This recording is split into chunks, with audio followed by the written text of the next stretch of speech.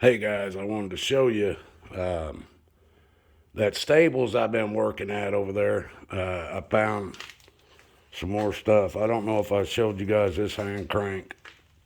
This hand crank come from, it could either, they used them on Model A's, early 1900s all the way up to World War II. They used them on Ford N2, N8, and N9 tractors.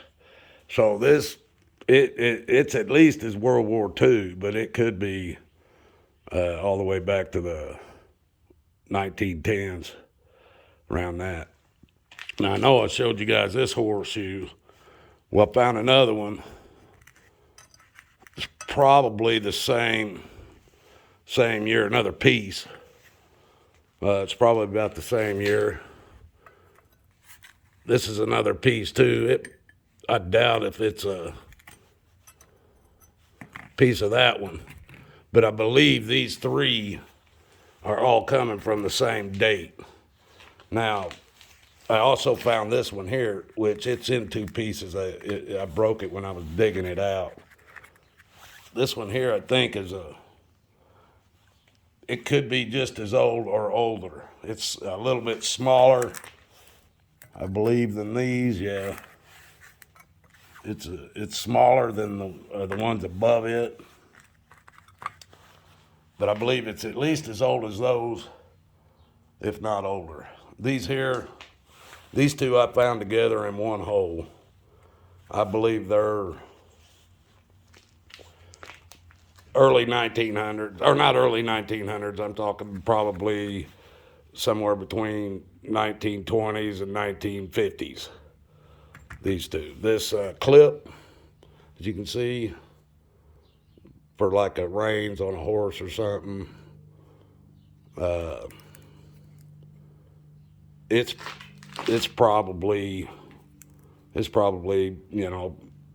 60s, 50s, 40s, something like that.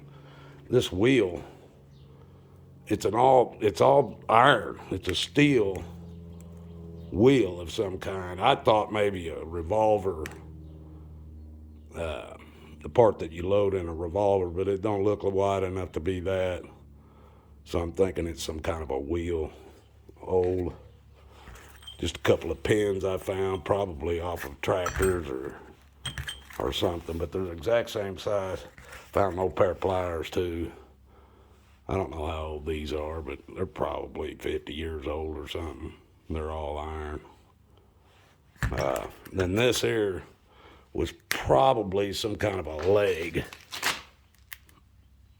on something, maybe a potbelly stove or something. It's some kind of a leg, I believe, or it could have been, I don't know. But anyway, folks, that's some more stuff I found over there. Look over here.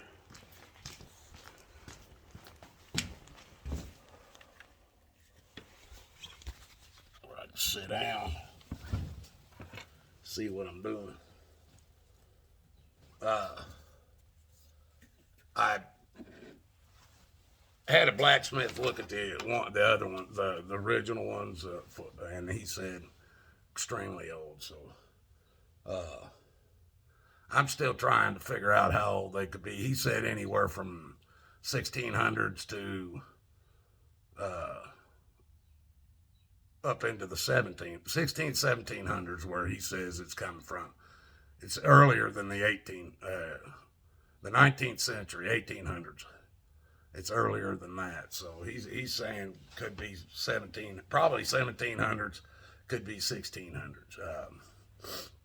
But I'm still looking for evidence. I want evidence of the track that was out there. It was a harness racing track. It's only there for about 12, 13 years, and then they shut it down. But I believe nobody knows nothing about. Nobody has any information on how the track was laid out. You can't find no. You can see photos. They've got photos, a few photos, not many, of the track, and you can see the bleachers are probably, I would say, at least 4 to 6 stories tall. The bleachers that people sat in. It was a big track. Nobody knows how it was laid out. They know of the vicinity of it where it was laid out. They don't know where the bleachers would have been. They don't. None of this. It's just hard for me to believe that this big old track brought in so many people, and there's absolutely no information on it. Although they've named the city or the mall here after it, the area that it was built in and everything, that area is called South Park, and that was the name of the park, South Park. But they harness race. Now, I don't know how big these the horses that they use for harness racing were. Like, I know they use different horses for different types of racing. Well, I don't know how big the horseshoe would be for one of them, because I've got different size of horseshoes over here. That's why it's not, all of it's not adding up to the track. Now, that hand crank for the car, that could add up, that could lead to the track, because the track at that time when it was running, half the people in America were driving cars, half the people were still riding horse and buggy.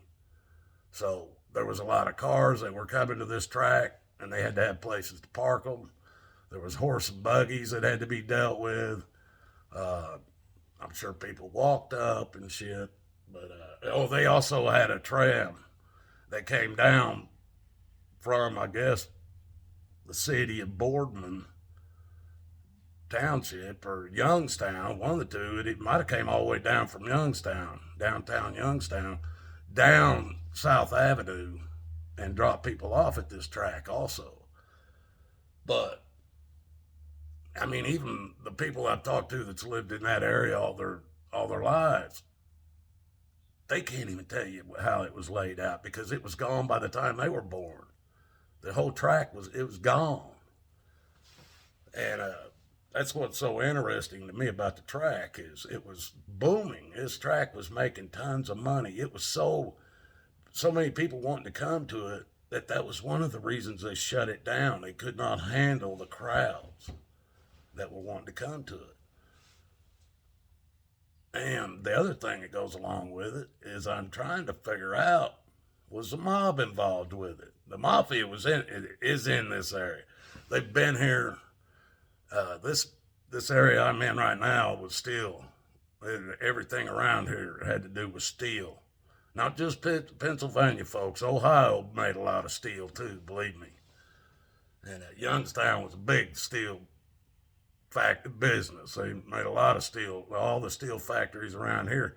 That's what made this area boom, and that's why all the mafia and shit was in here, the unions and all that shit. But now that's before,